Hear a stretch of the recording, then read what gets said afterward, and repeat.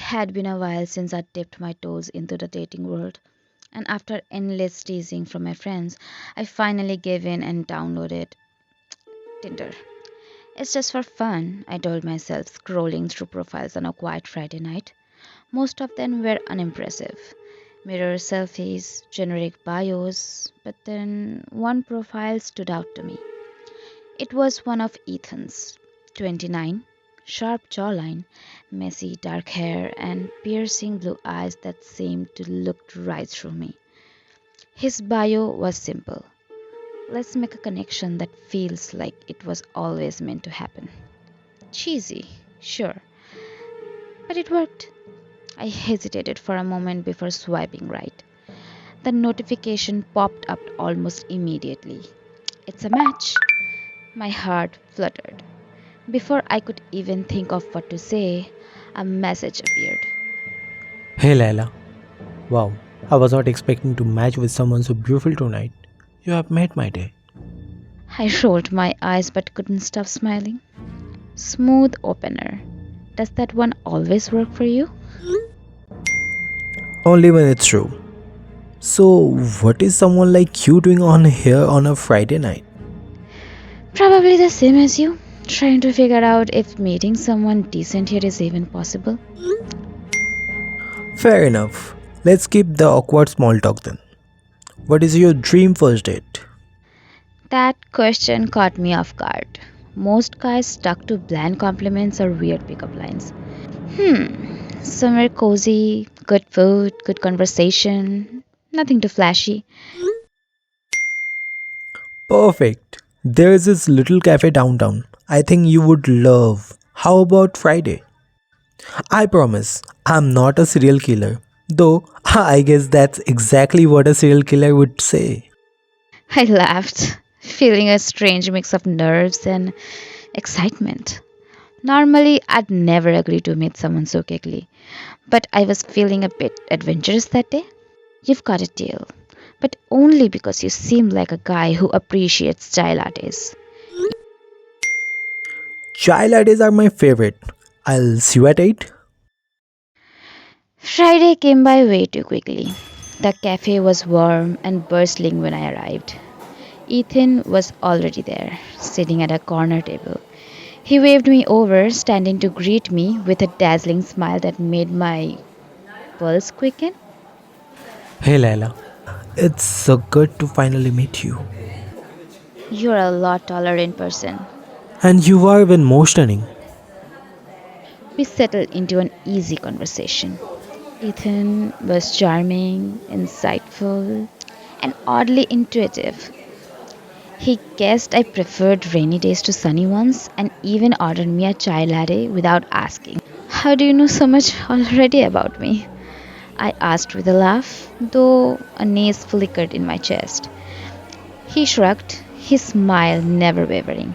Lucky guesses, you are an open book. But as the evening wore on, things started to feel off. Every so often, Ethan's gaze flickered over my shoulder, his expression tightening for just a moment before he snapped back to me. Expecting someone else? I joked, trying to mask my discomfort. His smile faltered, just for a second. No, just making sure we are not disturbed. The way he said it sent a chill down my spine. The cafe, which had been bustling earlier, was nearly empty now. The warm hum of conversation and clinking dishes had faded into an unsettling silence. Even the barista, who had been bustling behind the counter, was gone. I glanced around, feeling the hairs on my neck rise. This has been great, but I should head home, I said while standing up. Ethan didn't move.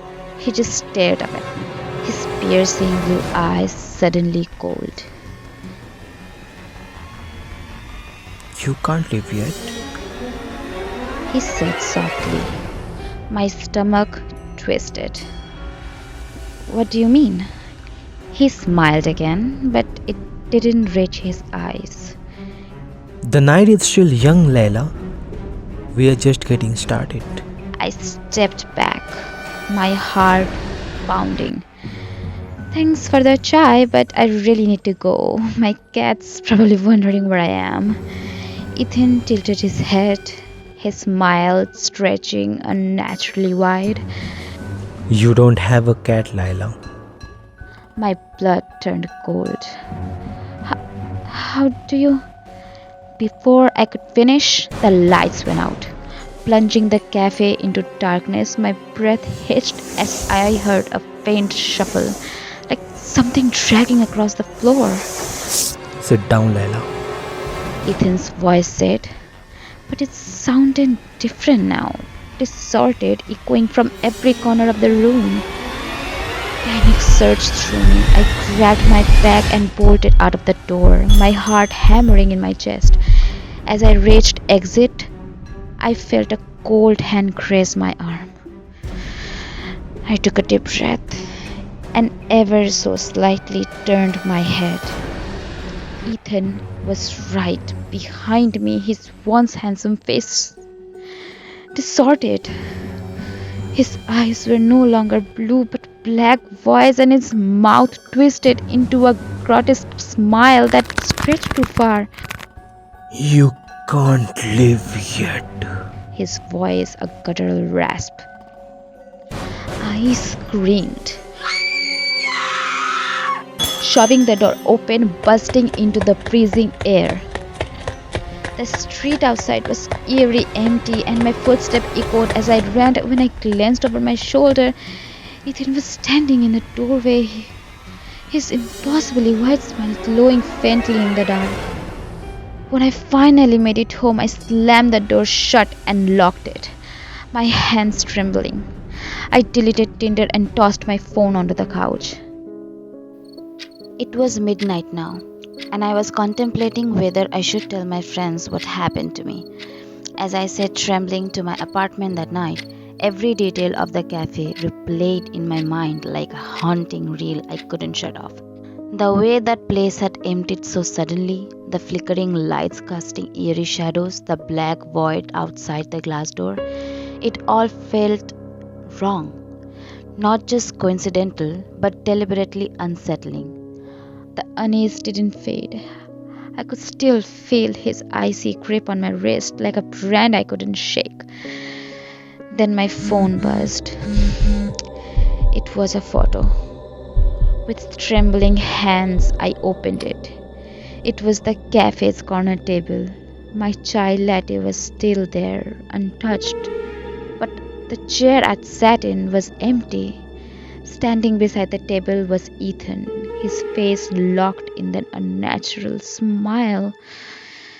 Behind him, the shadows twisted and writhed. I'm almost alive. Another message appeared. You forgot something. I didn't understand until I looked closer. My scarf, the one I'd been wearing, was draped over the chair like an invitation. I was sure I'd taken it home. Another photo came through. This time, it was of my apartment door. I'll bring it to you. The sound of my door handle rattling made me freeze.